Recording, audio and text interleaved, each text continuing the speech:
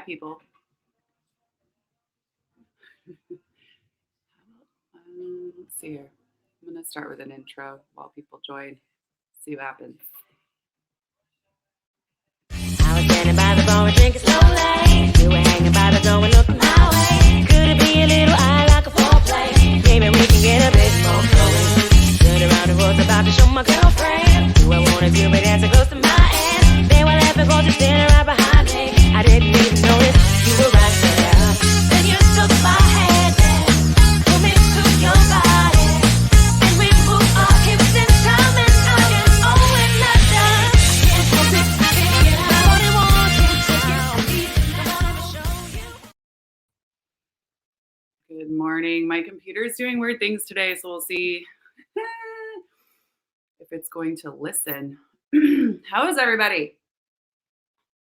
Hi, Emily. Hi. So today is one of those days. Have you guys ever gotten up and it's like you've been hating your hair forever and you can't wait to go see your hairstylist? And you wake up on the day of your appointment and your hair is actually doing its thing and you're like, see, my laptop is being funny. That's awesome. We'll see. Your hair is doing its thing and you're like, maybe I don't need to do my hair. Well, that's how I feel today.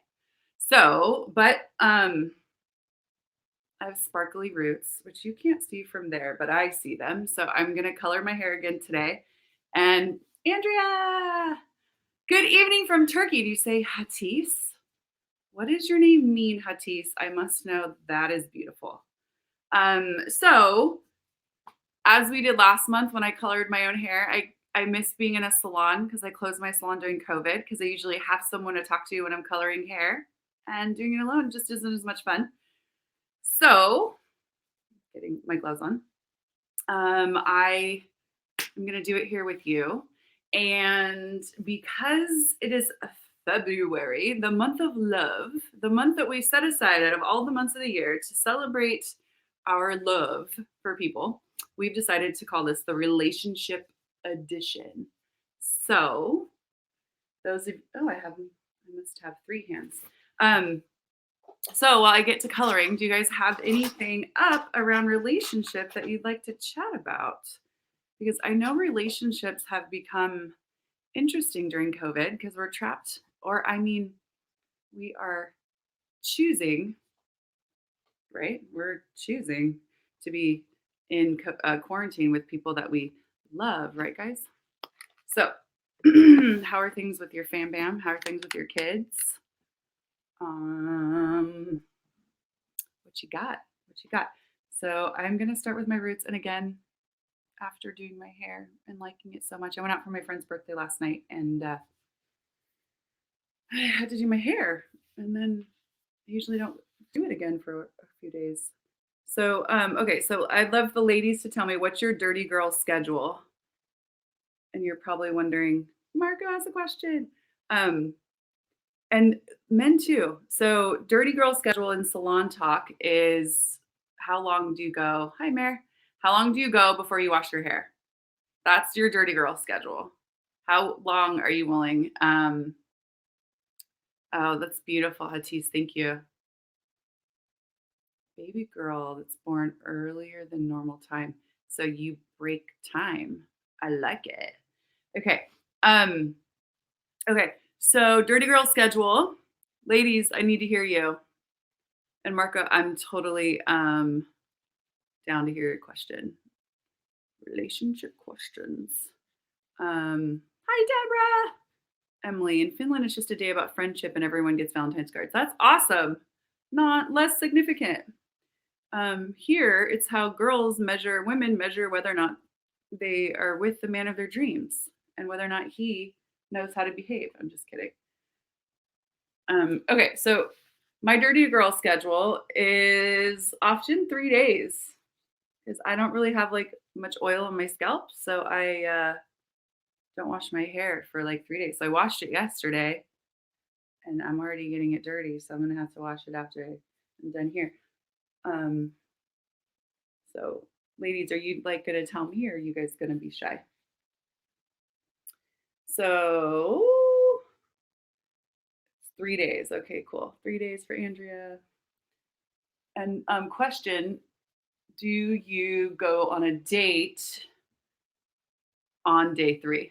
5 days. So Deb has a 5-day dirty girl schedule. So my question is, in regards to taking this into relationships, is going on a date with dirty hair, where your hair, if he like is one of those huggers that then puts his nose into your head and sniffs you, it's actually kind of cute. Oh, I hate that my computer's doing this thing today. 3 to 5 days, Shelby. Okay. 2 days, 2 to 3 days. Okay. So does this affect your sex life? This is the things I need to know. Or your dating life. It doesn't have to necessarily be your sex life, but, and hopefully my laptop will behave. Why are you doing such things, Mr. Laptop? Otherwise, I'm going to be stuck doing my hair by myself. If you could contribute, Mr. Laptop, that would be great. Okay. Is it true that the more you wash it, the more you have to wash it? No. The more you wash it, the more you have to wash it. No, it's just it's basically like an oil balance. Like if you wash your hair every day and your hair actually requires the moisture the oils from your scalp, and some people have really oily scalps and they need to move. It's actually more about you being you. What's your suggestion about men, hair, and dating life? My husband loves dirty hair. Dirty hair, I love that. Okay. Before having kids, every second day. Okay. 5 to 7 days in the winter. I love that this is actually definitely washed hair on a date. Danielle, I need to know, on a date. Like went to the bathroom. I've gone to the bathroom to do other things that needed to be tidied, but I've never washed my hair. Yes, Deb, a whole can of dry shampoo. Marco, I'm gonna go to your question about men, hair, and dating life. Well, a well-groomed man for certain women, I guess it would be like, who are you trying to date? Take a look at like how they groom themselves, and are you playing the groom game? Like, does that matter to them? I think that that's a great question. Because one way to look at that is if you're with someone who's like super groomed, like what if you ask the question, hey, is this important to you that I be super groomed? That I have my hair, whatever. I know, like for me, it's not necessary. It's like I love when a man's like well groomed and taken care of, but it's more about him taking care of himself and his body and enjoying his body and celebrating it. But I'm more of like a scent person than I am. That's what I was asking about, like dirty hair on a date, because mine is more like scent, not necessarily aesthetic. Because some people they can go to the gym, come back and not smell at all, and some people go, on a walk to the mailbox and come back and will have an odor without having if they're not taking care of themselves. Okay. Oh, she said, I meant washing it before I go on a date. Ah! That's funny. Laura Donna, yes, I am still doing this myself. It's a have to, really. Clean nails. Dirty hair in a man does not work for me. But what do you wear? What is dirty hair? See, that's the dirty girl schedule. Wouldn't men be allowed to have their dirty man schedule, Deb? Huh? Can he go a couple days without washing his hair if he's using dry shampoo? Maybe that's what we're on to. Men haven't been introduced to dry shampoo, and they should be, and we've been keeping it from them. So guys, there's this concept. It's called dry shampoo. It's like an aerosol can. It looks like a hairspray.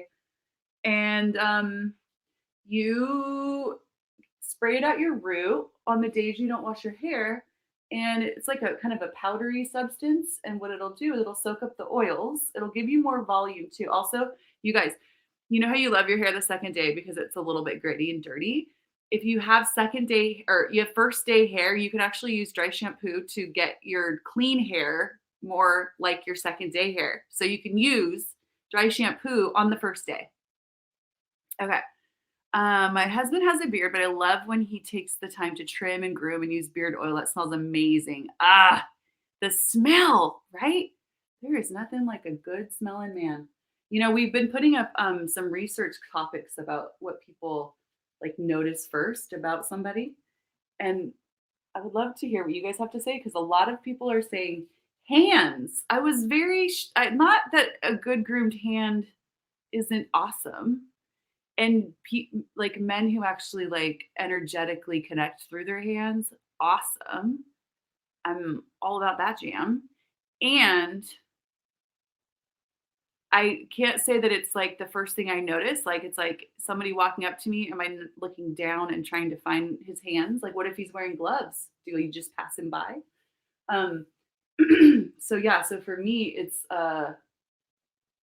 eyes, definitely. Smile is also there. Are they behind their eyes? Are they behind their smile? And then smell is like a, a strong tied for second. Eyes for me, but the energy is also immediate. Yeah, energy totally. Yeah, but I think when you say eyes, it's that's for me, that's what where we look or where we're like connecting with the energy. Are they behind their eyes? Like, are they actually present for me? And then same with smile. Like a lot of people were doing like also saying like, oh, it's like straight teeth. I'm like, is it? Is it really? Because I don't, I don't know. I don't see that as like what for me, what's like the most valuable thing about the smile is that is their smile genuine and are they behind it? And does their smile make me want to smile? Kathy says, I admit I sniff. What are you sniffing? Beards? Pheromones. You sniff, yeah. I'm a sniffer too. I like that. Yeah, I think too, like just like grooming, like you can tell if somebody like put themselves together and cared about showing up that day. She said balls. You sniff the balls. Like when you first meet him, are you like the dog? I love it when a man holds my gaze. Oh, I was so for the longest time unwilling. I had a really interesting story. When I was like a 12-year-old girl, I got dropped off by a friend's mom who was like super paranoid about like safety and I think she hated men or something. I don't know. She dropped us off at a movie theater to see a movie, and this woman at 12 years old said to me and her daughter, "Whatever you do, don't look any men in the eyes, or you'll get raped." Now that's kind of, a tanker story for the joy that we're having right now. But it's interesting though, like where we buy our implants about the opposite sex and about like relationships or whatever. It was just a moment in time, but I've never forgotten it. And then it was a few years ago that I was really like looking to like turn up my sexualness and not just like with people I know, but really be it. And I noticed that anytime I would catch, especially a man's eye, like in an airport or whatever, um, I would often just look away and it was too much. And I'm like, what is that? Like, what am I afraid is gonna happen to me if I like hold his stare? And that like all of that stuff coming up, like, am I gonna be obligated to then talk to him? No, I still have choice. Am I like afraid something bodily harm's gonna come of me to me? No. Like, what is that? And then I remembered that moment when I was 12 years old that someone and out of their caring and desire for control told me that if I look a man in the eyes, I'll be raped. So isn't that interesting? Melody says, how do I get myself out of judgment of my loose body bits when my boyfriend claims to love all of me? Recently released 30 pounds. That's awesome. And body bits are definitely sagging out. This is a new relationship, 7 weeks in, although I've kind of known him from a distance for 10 years, as we are both runners, yet still feeling uncomfortable to be in full naked body display. He adores me as I do him. So, um, how the fuck? I like HTF. I've never used it before, but I like it. Do I get beyond this shit? Well, sweetness, what do you love about your new body? And sometimes perspective is awesome. So, would you have been more comfortable getting naked before you lost the 30 pounds? So, like, looking at that, it's just a place to acknowledge, like, wow, would I have rather done it this way or this way? And have I actually created something totally different that I need to acknowledge and receive from as well? Um, and have you been willing to ask him like more detailed questions about like what he sees and what he does love? Um, the exploration, and then also I would love to invite you to this creation we have coming up. It's $35. It's called He Said, She Said, and it's myself, 10 women, 10 men. We're all going to get on a panel and ask questions like the one I'm about to talk to you about. Is we just had a meeting about this, and one of the ladies was talking about like how she had a point of view about having really small boobs, and that like no man would ever enjoy her small boobs, and so she was always insecure about her small boobs. And then the men came out and were like, what? Like, I actually, a lot of them were actually in more of a turn on with smaller boobs. And so it's like untelling the lies of what we've even decided is the most valuable body. And where like there are plenty of like I know like for me, um, I don't actually have like a strong turn on for like really fit hard bodies. Not that I would like be like, get it away from like but if I were to like say what's a greater turn on for me as a preference, it's actually not that, but it's someone who actually takes care of and loves their body.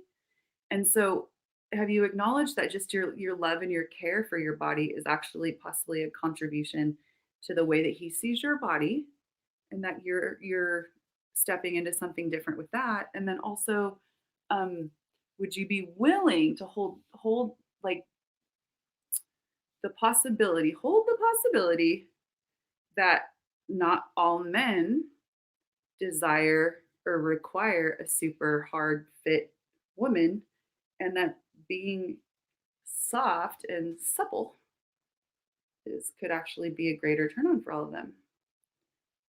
Um, if we have any men in there, would you guys want to chime in with Melody? What do you guys know? Oh, thanks, Marco. Um, and then also, can you give yourself the allowance to have it change? Like, what if it didn't have to change today? What if it was like, okay, cool, I've created this much change with my body, and now, body, what would you like to create with me? And how much more can I love you and adore you and be grateful for you? Because, like, I lost 30, 40 pounds like a couple years ago, and then put like 20 of it back on during COVID. And I started talking to my body, but I was talking to my body from a point of view. You're welcome, Melody. From a point of view that my body really wanted to be a lot thinner. And so I'm like, body, what can we do to create that again? Like, why, from a place, from a total point of view that what was going on with gaining some weight back was what was wrong. And then like loud and clear recently, I got that my body knows what she would like to be. And it definitely has more meat than say my point of view. And so kind of coming together and talking with your body might create a space. Go, okay, cool, if you're co-creating, because you're not just creating a relationship with the person you're getting naked with. Like your first relationship should be with you and your body. So if you and your body have that, then the person who comes in is also going to be able to receive from somebody who's so in communion with their body. And that is even a turn on. Droopy butt. Cool. You want to change that. They don't like us to complain about small boobs. The turn on is the confident about. Yeah, that's so cool. Yeah, and where we might have to look to is also like if there's something that you like love about somebody and they are always like, oh, I hate it, you know, you're selling that person the point of view that you have every time you tell them that you hate something about you. And that might not be exactly what we like to create either. Let's see. Are there any other questions?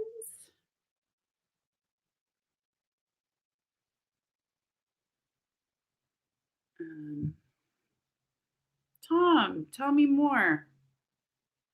So you said yes. Yes. Did I ask a question? So, Melly, if you're not wrong, and hi, Mesh, and you're just looking at, okay, cool, what can I create now?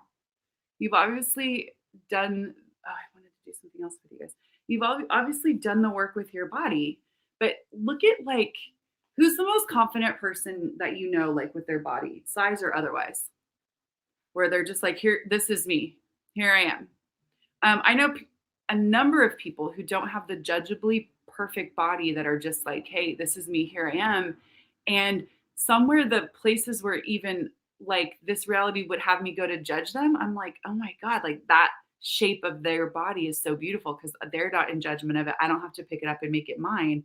And so we we actually are broadcasting systems of energy. And if you're sitting there, all of us, um, um, and you're looking at you with judgment, then you're gonna help the people around you pick it up.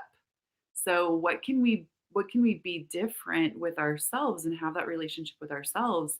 And I know, like, listen, I know how cliche that sounds. I know when I started doing the body work that I facilitate, which is access consciousness. I People would like be like, yeah, I talk to my body, and I'm like, "Meow, meow, meow." Like talk to your body, okay. But then I realized I talk to my dogs, talk to my cat. I have one plant that listens to me. Well, two. He's new. I'm really good at killing plants. But then I started talking to them, and there's research that if you talk to a plant, it lives longer. And if you talk negatively to a plant energetically, it dies. And so I'm gonna think it's weird to talk to my body. Like, silly Sarah. But you get it when you get it. When you're willing to receive something new, then that's when the information will come. And then it's up to you to choose it. So what I started to do with my body was to work on my relationship with my body was on my way to work every day. I would turn off the radio, I would put my phone away, and I would talk to my body as if my body was in the seat in the car next to me. And at first it was like really weird because we talk to ourselves in our head all the time, but it was literally just a different space as if there was a body, like another person, but embodied next to me. So it was like, hey, I don't know how to talk to you. I've never talked to you. We've been on the planet together for at this point like 38 years, and I haven't really ever talked to you. So this is weird. What do you like to do? And I just played with it. As silly as I sounded, I just played with it. And then day after day after day of doing that and being really like committed to doing that, I started to perceive something different. But before I would even start, because I thought it was too weird. And I'm normal. I try to be real normal, which turns out I'm not, but that's what I was trying. So today I wanted to also do my eyebrows. Now eyebrows here, if there's more on that, Melody, I'm so willing to keep going if anybody has that. And I wanted to Della. So when you cringed when you saw your 10 chins, can you be less dramatic? Because I doubt there were 10. And if you weren't dieting, what if you were just inviting the awareness of what your body would enjoy to eat, which might actually melt the things that you'd like to melt on your body a lot faster rather than that dieting mentality where you have to like punish your body for being something. Who loves to be punished? Not very many people, I don't think. Well, I know some that do, but that's another life. Anyways, oh, there goes my screen. So if you were just going, hey, I'm going to commune with my body differently and start asking my body more questions about what we'd like to eat and ask my body like, hey, whatever I did to create this here, what can we create together that changes it and include you and your body in the change? And then Tom, I really enjoy people who adore their body. It's not that much about whether they are judgeably beautiful. Amen, my friend. I am the same way. Love that. Thank you. Okay. So I'm going to do my eyebrows. Now, funny story about eyebrows. I used to have god awful eyebrows, meaning when I was a kid, I had like my daughter had these like big bushy eyebrows, and it was the 90s, and that wasn't in. And so I was doing some modeling when I was like, oh, my daughter's age, like 12, 13 years old. And they were like, you need to get her eyebrows taken care of. So my mom took me somewhere not great. And they waxed my eyebrows, and like my eyebrow hair like never seemed to grow back appropriately. So I didn't know that you could like shape your own eyebrows for a very long time. Even in the beauty industry, I thought I had to follow the hair line in order to create my eyebrow. And then I started to like learn something new. and shape my eyebrow how I would like it. Funny enough, that choice started making the hair grow where I wanted it to grow. I know this sounds like it's impossible. And Sarah, what are you talking about? But to be the person whose eyebrows always sucked from my point of view, to then having eyebrows that people actually ask me about, wild transformation. I have another story about my toes. Last night I was out to dinner and we were talking about being foot model, and my friend was like, "You could be a foot model." I was like, "What?" Because my whole life I hated my feet because I had my mom's feet and my mom hated her feet. So I was supposed to hate my feet. And that was my point of view that, so I'd go to like birthday parties on the beach here in California and I would like die that I had to take my shoes off in front of people and I would bury my feet. And then years ago, I put up a beauty challenge online and I was scrolling on Celebrate Your Feet Day and I posted mine early that day and I saw some feet and I was like, "Oh, they're wearing the same nail color I am. Look at those pretty feet." And they happen to be my feet and I didn't realize they were my feet. And so just changing my point of view, capturing for a moment that I had beautiful feet, all of a sudden changed my feet. And I say this because I never grew a toenail, not even a little nothing on my baby toenail. And after acknowledging the beauty of my feet, I started to grow a toenail. Now, what if your point of view about your body creates your body? What if everything you're judging about your body is what keeps that thing in place? So again, about to color my eyebrows, eyebrow story is that, and I should just post like old eyebrow pictures, or you could social stalk me on my personal page and see the god awful eyebrows I used to sport. Judgment, I know, but that's how I thought of them. They were god awful. And then I chose something different, changed my point of view, and hair started to grow where it didn't grow before. So there's that. Okay. So I have a little stick. I have the same color that's on my head, and I'm going to put them on my brows, and I'm going to turn into Groucho Marx on Facebook Live. So what if changing something about your body was actually that easy and it didn't take all the work that we've decided has to be, because this reality has taught us that it's hard work. I'm going to do a little shout out. I started learning about what I could create with my body from the Access Body classes. And next month, I'm hosting an Access Consciousness 3-day body class here in my home in Los Angeles with Danielle Carter.